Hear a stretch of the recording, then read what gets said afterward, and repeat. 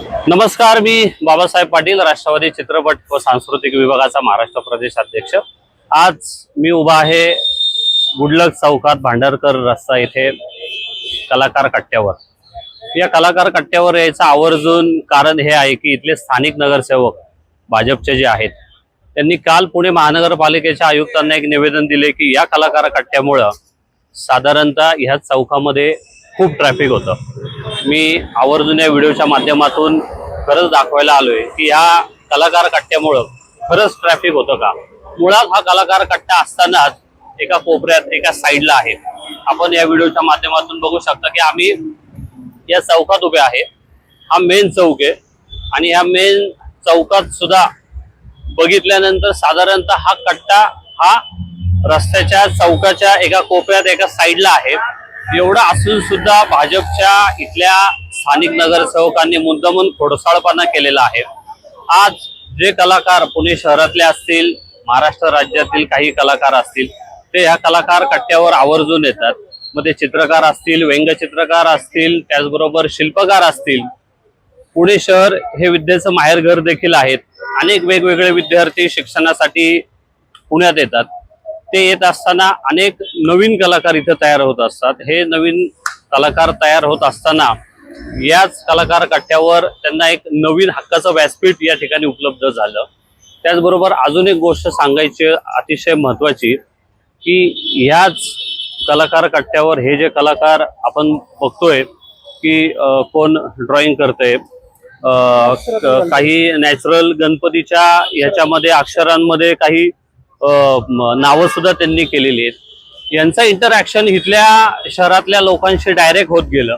यांना एक चांगला उदरनिर्वाहाचं साधन या ठिकाणी तयार झालं।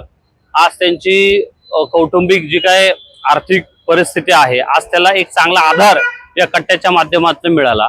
आज एवढं सगळं असून देखील अतिशय खोडसाळपणा करत इथल्या स्थानिक नगरसेवकांनी आयुक्तांना पत्र दिलं आणि हा कलाकार कट्टा हा स्थलांतरित करा असं निवेदन दिलं। याच्यामध्ये आवर्जून एक गोष्ट सांगण्यासारखी आहे की हा कलाकार कट्टा ज्यावेळेस स्थापन केला त्यावेळेस याचं उद्घाटन आपले अभिनेते प्रशांत दामले यांच्या हस्ते प्राथमिक स्वरूपात करण्यात आलं। पण त्याचबरोबर आत्ताचे खासदार मुरली अण्णा मोहोळ हे देखील त्या ठिकाणी उपस्थित होते।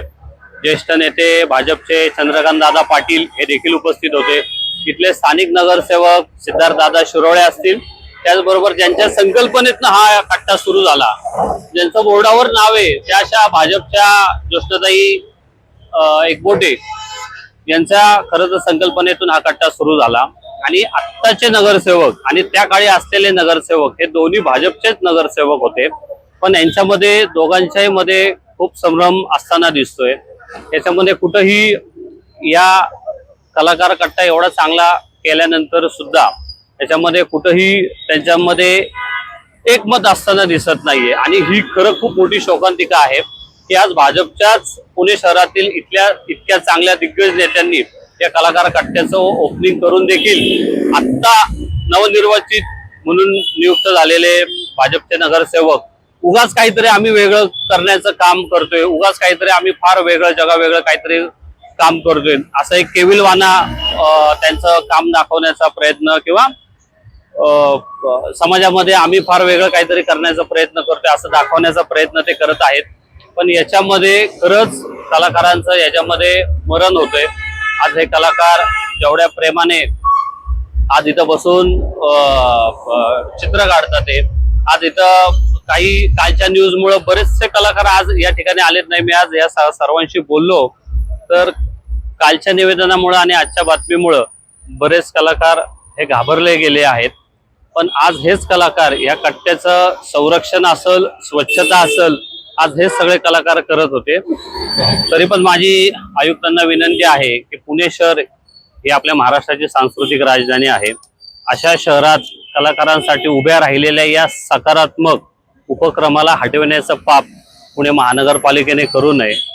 वाहतूक प्रश्न सोडविण्यासाठी शाश्वत उपाययोजना कराव्यात आणि त्यासाठी कलाकार आणि कलाकारांना याच्यामध्ये कुठल्याही प्रकारे बळीचा बकरा करू नये एवढीच माझी आयुक्तांना आणि पुणे शहराच्या नवीन आपल्या महापौर झाल्यात मंजुषा ताई नागपूर यांना माझी विनंती आहे की यांनी या गोष्टीवर आवर्जून लक्ष द्यावे आणि हा कलाकार कुठेही स्थलांतरित करू नये अशी आमची मागणी आहे.